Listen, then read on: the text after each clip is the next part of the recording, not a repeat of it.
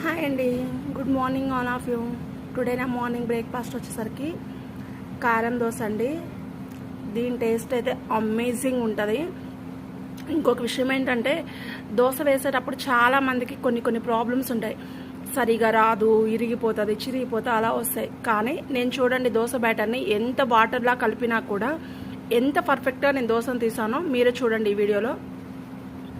చాలా చక్కగా వస్తుందండి. ఈ దోశ అలా రావడానికి చిన్న టిప్ నేను ఆల్రెడీ మీకు ప్రతి వీడియోలో దోశ వేసిన ప్రతిసారి చెప్తున్నాను. ఆనియన్ పై పీస్ తోటి మనం పెనం బాగా హీట్ అయిన తర్వాత ఒక్కసారి అలా రఫ్ చేసేసి తీసాము అంటే దోశ నువ్వు ఎలాంటి వాటర్ పిండిలా కలుపుకొని వేసినా కూడా పర్ఫెక్ట్గా అంటుకోకుండా నీట్గా వస్తుంది. దానిలోకి పల్లీ చట్నీ టేస్ట్ అయితే సూపర్ ఉంటుందండి. సూపర్ కాంబినేషన్ కూడా. ఇంకా ఏంటంటే అల్లం చట్నీ ఉంటే ఇంకా సూపర్ ఉంటుంది. బట్ నా దగ్గర అది లేదు, నేను పల్లీ చట్నీ మాత్రమే యూజ్ చేస్తున్నాను.